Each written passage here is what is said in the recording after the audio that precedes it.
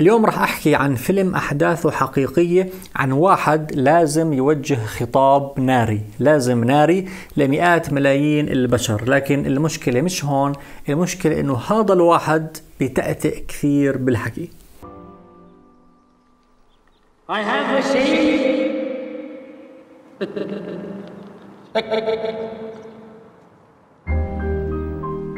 your first wartime speech. Broadcast to the nation and the world.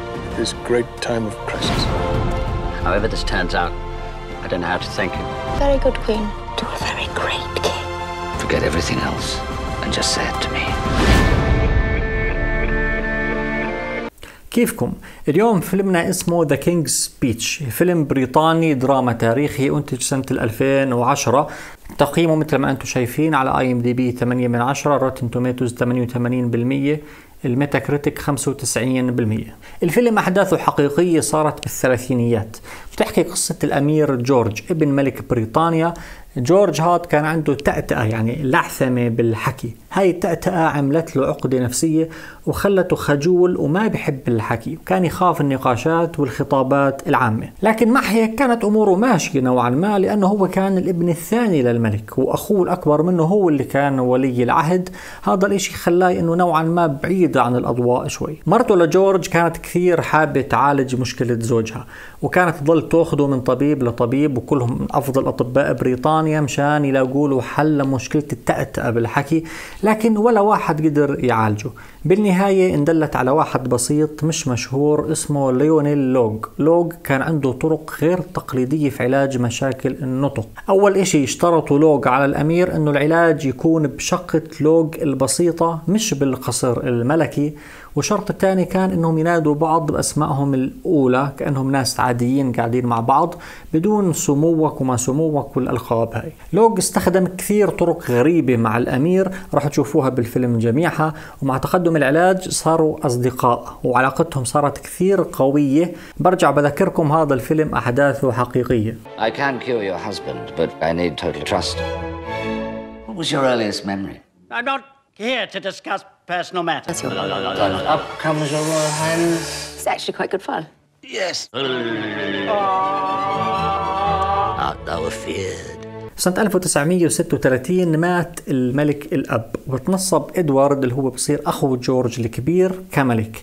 لكن إدوارد هذا الملك الجديد كان يحب وحدة مطلقة وبده يتزوجها، وبحسب قانون الكنيسة الإنجليزي بهذاك الوقت ويمكن لغاية الآن ما بعرف، فالزواج من المطلقات ممنوع. مشان هيك اضطر إدوارد في سبيل حبه لمحبوبته إنه يتنحى عن العرش الملكي مشان يقدر يتزوج اللي بحبها.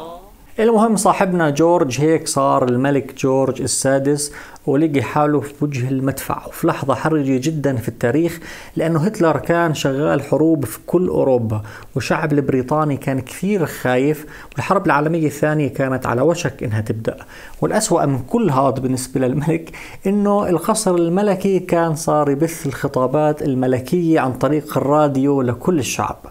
طبعا هاي مصيبة للملك الجديد، لأنه مثل ما حكينا كان يتأتئ، والشعب بهاي اللحظات بيستنى خطاب واضح وصريح ورنان، خطاب قوي يطمنهم. بهمهم كثير الشعب يكون نبرة صوت الملك ثابتة وقوية، لأنه لو بده يتأتئ ويتلعثم بالخطاب راح يبين الملك كأنه خايف، خاصة إنه العالم كله بهديك الفترة كان يشوف هتلر كيف كانت خطاباته جدا قوية وجدا فظيعة. على فكرة جورج هو أبوها للملكة إليزابيث ملكة بريطانيا الحالية. الملك جورج ما كان عنده ثقة في نفسه، وما كان مؤمن إنه رح ينجح كملك، وبعد كل جلسة علاج وقرب موعد خطابه الأول كان يتوتر ويعصب ويصرخ: أنا مش ملك، أنا مش ملك، الملوك ما بتتأتئ مثلي. Plans for the coronation. I think that would be an even bigger mistake. I'm not a king.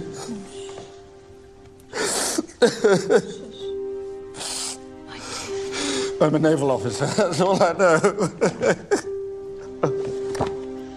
طبعا في النهاية الملك جورج بلقي خطابه، لكن هل راح ينجح وهل راح يلقيه بطريقة مناسبة أم أنه راح يكون في أخطاء ولعثمة بالحكي؟ ما راح أحكي أكثر من هيك، لكن اللي بدي أحكيه أنه علاقة الصداقة بين الملك وبين الطبيب لوغ استمرت لفترة طويلة حتى بعد انتهاء جلسات العلاج، وكان بينهم مراسلات كثير. الفيلم كثير حلو، كل إشي فيه رائع من وجهة نظري، الموسيقى كثير حلوة، التصوير، طريقة الإخراج، الأداء التمثيلي، خاصة أداء الممثل الرئيسي اللي هو كولين فيرث اللي عمل دور الملك جورج كان كثير حلو. الفيلم احضروه مع عائلاتكم وأطفالكم لأنه فيه رسالة حلوة لكل واحد عنده خوف أو خجل أو مشكلة بالثقة بالنفس، لأنه الفيلم بفرجينا أنه حتى الملك إنسان عادي عنده مخاوف وعيوب، وهي اشتغل على مشاكله وتعب على عيوبه لحتى قدر يحسن حاله ويتجاوز مخاوفه. اللي حضر الفيلم يا ريت يحكي لنا رأيه بالتعليقات، وما تنسوا تشتركوا بقناة الفهرس على الفيسبوك وعلى اليوتيوب. كان معكم أيمن العقرباوي، استمتعوا بحياتكم، سلام.